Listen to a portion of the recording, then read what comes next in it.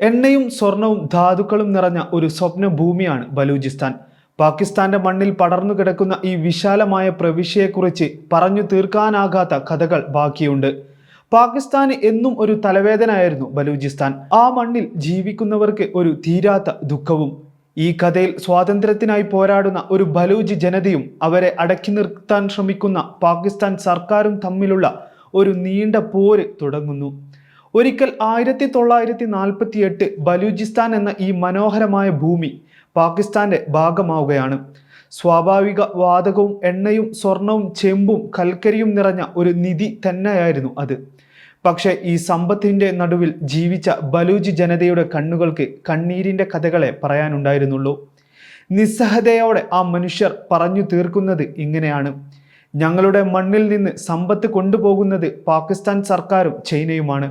പക്ഷേ ഞങ്ങൾക്ക് ലഭിക്കുന്നതോ വെറും ദാരിദ്ര്യവും അവഗണനയും. ഈ വേദന ഒരു തീയായി അവരുടെ ഹൃദയങ്ങളിൽ കത്തി നിന്നു. ദശകങ്ങൾ കഴിഞ്ഞിട്ടും ആ തീ അണയാതെ വലിയ കലാപങ്ങളായി ആ മണ്ണിൽ പൊട്ടിപ്പുറപ്പെടുകയാണ്. 2003 തുടങ്ങിയ ഏറ്റവും പുതിയ പോര് ഇന്നും തുടരുകയാണ്.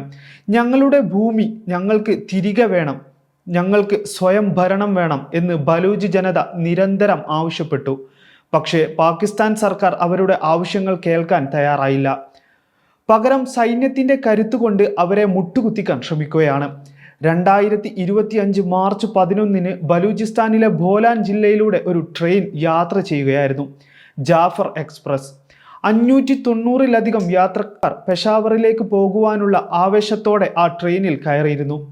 പക്ഷേ ഉൾനാടൻ ഗ്രാമങ്ങളിലൂടെ ട്രെയിൻ കടന്നു പോകുമ്പോൾ പാളത്തിൽ ഒരു വൻ സ്ഫോടനം ഉണ്ടാവുകയാണ്. പെട്ടെന്ന് ഒളിഞ്ഞിരുന്ന ഒരു സംഘം ആയുധധാരികൾ ട്രെയിനിന് നേർക്ക് പാഞ്ഞെടുത്തു. അവർ ബലൂജ് ലിബറേഷൻ ആർമിയിലെ BLA യോദ്ധാക്കളായിരുന്നു. 214 പേരെ അവർ ബന്ദികളാക്കി. ട്രെയിനിന്റെ ഓരോ കോച്ചും അവർ വളഞ്ഞു.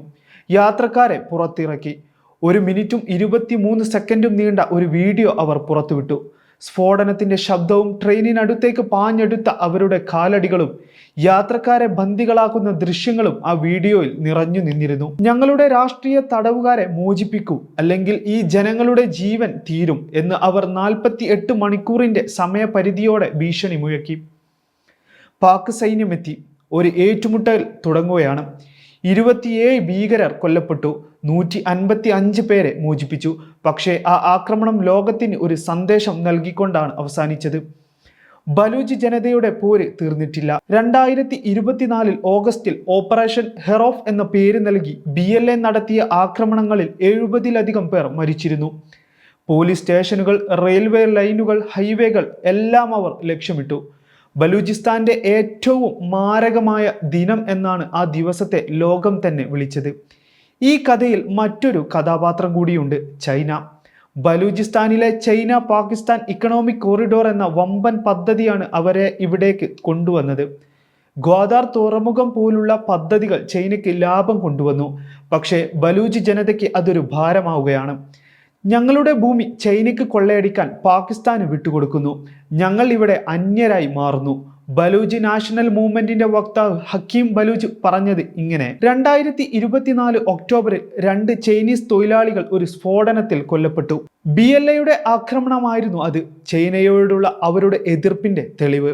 അവർ ചോദിക്കുകയാണ്, ഈ മണ്ണിന്റെ സമ്പത്ത് ആർക്കു വേണ്ടിയാണ്? പാകിസ്ഥാൻ സർക്കാർ ഈ തീയണക്കാൻ തെരഞ്ഞെടുത്തത് സൈന്യത്തിന്റെ വഴിയാണ്. കൊല്ലുകയും ഉപേക്ഷിക്കുകയും എന്ന നയം അവർ തുടരെ പിന്തുടർന്നു. 2002 മുതൽ 2024 വരെ 7000-ലധികം ബലൂജ് യുവാക്കൾ തിരോധാനത്തിന്റെ ഇരയായി എന്നാണ് ആരോപണം. എന്നാൽ ഈ ശക്തി ബലൂജ് ജനതയെ പിന്നോട്ടടിപ്പിക്കുന്നതിന് പകരം അവരുടെ രോഷം കൂട്ടുകയാണ് ചെയ്തത്. ബലൂചിസ്ഥാൻ വിഘടിച്ചാൽ പാകിസ്ഥാന്റെ സമ്പദ് വ്യവസ്ഥ തകർന്നടിയും. 590 കോടി ടൺ ധാതു സമ്പത്തും എണ്ണയും വാതകവും നഷ്ടപ്പെട്ടാൽ പാകിസ്ഥാൻ എങ്ങനെ നിലനിൽക്കും? ബലൂചിസ്ഥാൻ ഒരു സമ്പത്തിന്റെ കലവറയാണ്, പക്ഷേ അവിടുത്തെ ജനങ്ങൾക്ക് അതൊരു ശാപവും. ഈ മണ്ണിൽ സമാധാനം തിരികെ കൊണ്ടുവരണമെങ്കിൽ പാകിസ്ഥാൻ ഒരു പുതിയ വഴി തേടേണ്ടതുണ്ട്. ബലൂജ് ജനതയുടെ അവകാശങ്ങൾ അംഗീകരിക്കാതെ ഈ തലവേദന ഒരിക്കലും അവസാനിക്കില്ല. അല്ലെങ്കിൽ ഈ സ്വപ്നഭൂമി പാകിസ്ഥാന്റെ അസ്തിത്വത്തിന് തന്നെ ഭീഷണിയായി മാറും.